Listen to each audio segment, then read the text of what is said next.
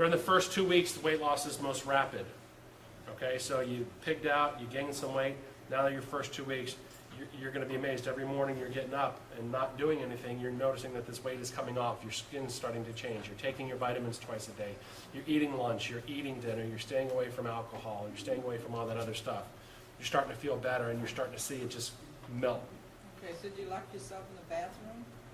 Is that what you did? No, let me tell you, it's got to be a joke every day of what our game plan was. I mean, we've got a 2 and a 4-year-old, and you know what? I knew that I could cook for them whatever they wanted because I knew my wife and my dinner was going to take less than 5 minutes. We've got a George Foreman grill, great. You know, the stuff that you make is it's quick, it's easy, and then that frees you up for other things, like yelling at your 2 and your 4-year-old. Many patients after about 2 weeks, 2 to 3 weeks, are going to get a plateau, and there's a lot of reasons for this. The diet itself is like the staircase. You can't get disheartened. Reasons that we plateau: we don't drink enough water, we're eating too much meat, we're not mixing it up with fish, we're not mixing it up with the chicken, that kind of stuff. That's the reason why we'll plateau. Do not expect to lose every day, but all of you will. I hear it all the time. When we do plateau, we do an apple day. What's an apple day? Well, that's where you have up to 6 apples in one day. You're still taking your supplements, and you're only drinking the water that you need. Okay? That means if you're not thirsty, you don't have to drink a gallon of water. You just have 6 apples throughout the day. That's what you eat, and most people will drop 4 pounds the next day. That's all you eat that day? Uh-huh. Yeah. Now, when you're done the diet, when you're into phase 3 of the diet, there's going to be a time when you start eating regular food that your weight's going to go up 2 pounds. Well, the opposite of the apple day is a steak day. I like that day. You don't have anything all day except for a big fat steak when you get home. And then what happens? The next morning, your weight is reset. What you're doing with the apple and what you're doing with the steak, and we're not sure how it works. One is a protein and one is a fiber. Okay, whether the fiber bulks you up and you have a bowel movement the next day that is 4 pounds worth, I don't know. You know, but this is what we do, and we still to this day do the steak day. Gallstones. People that are predisposed to gallbladder disease, this diet can make you lose your gallbladder. Why? What does our gallbladder do? Our gallbladder contracts about 45 minutes after we eat fat to release bile so that your body will digest that fat.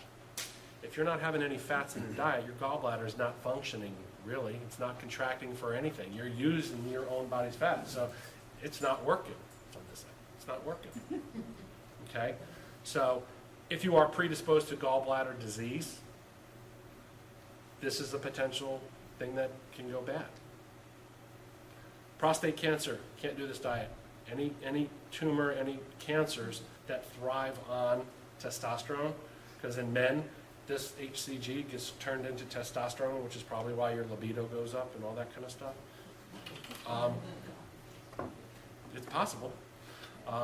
But this is something that we would want to do, and in the labs that I'm going to require people to do, men are always going to have a PSA, which is a way that we see if your prostate's inflamed and if there's something going on there. I would not, want to give somebody something that would potentially make them worse. Insulin-dependent diabetics. These are typically the people that can benefit most from this diet, but they really need strict control of their insulin and their sugars. That needs monitoring, that needs me and maybe another doctor to be monitoring this. But I can tell you that when people finish this diet, a lot of people stop their blood pressure medication, me. A lot of people stop their cholesterol medication, me, because the numbers went down. Now, I'm not going to say that that's never going to be an issue with me, but I am going to say I'm smart enough to take myself off the medication and monitor myself. You get in tune to yourself and your body, and you know what changes. I know when I eat bad food. We have these farm potatoes, it's butter, it's cream cheese, it's a lot of good stuff, but you know that that's not really what you should be eating as the mainstay of your diet. So yeah, you're a little bad, but you'll make up for it. Spices. In the book, we talk about different spices that you can use. Those of you that are not spice people will become spice people because they're yummy. Basil, oregano, parsley, garlic powder, bay leaves, that's all for the Italian side. Southwest uses cilantro, cumin, chili powder, cayenne pepper, chili flakes. Indian, again, cayenne, curry, turmeric, marsala, coriander, and cinnamon. And Mediterranean, rosemary, thyme, parsley, chives, garlic, ginger, fennel, anise, cayenne, five spice, and tarragon and dill, and anything else that you can come up with. Every book that I've ever read on an HCG diet, spices are the mainstay, because literally, if you're only having 3.5 ounces of a protein, you want it to taste good. This is the book that I'm going to be purchasing and getting for you guys. It has drink recipes. There are smoothies that are in there. Again, I'm not a big fan of the smoothies because it's about yay much, and that was enough. You know, the one recipe is cottage cheese and your strawberries and the stevia. You know, that really doesn't fulfill me.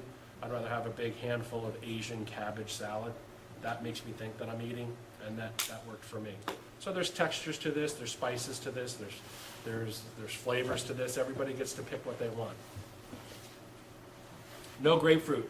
If you're on any of these medications, it's not a good idea to have the grapefruit. The reason they suggest the grapefruit is because theoretically it's a fat burner. The actual acid from the grapefruit is a fat burner. But if you're on any of these medications, they are seizure medications, antidepressants, some blood pressure medications. You should really not take grapefruit because you can have adverse reactions with the grapefruit. What can you get? You can get flushing, headaches, heart rate increases with any of the calcium channel blockers, quinidine levels, irregular heartbeats can happen. You can increase your level of Coumadin. It also can make you more nervous, insomnia, that kind of stuff. Those are the interactions that you have with the grapefruit. Again, this would be something that we would give you in the packet to check for. When I was on cholesterol medication, you're not supposed to have grapefruit. Well, when it's grapefruit season, I still had a big thing of grapefruit juice every day, and I didn't have any reaction to it, but I wouldn't suggest that to anybody else. Okay, when I started this thing, I'm 6'7", I was 275 pounds, and my BMI was 31. So that's obese. 6 weeks later, I'm 225 pounds, and my BMI is down to 25.3. That's the before and the after. So your typical central obesity belly, and then it's gone.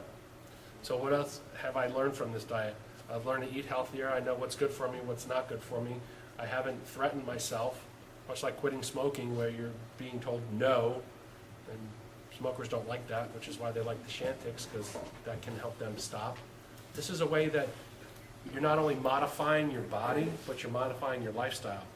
You're starting to do more, you're more flexible, you're actually paying attention to your body, you're taking supplements twice a day, vitamins, you're hydrating yourself, you're re-educating yourself, and that's the reason why I believe in this versus some of the other ones that speed up your thyroid, increase your heart rate, the fen-phens that play tricks with your heart.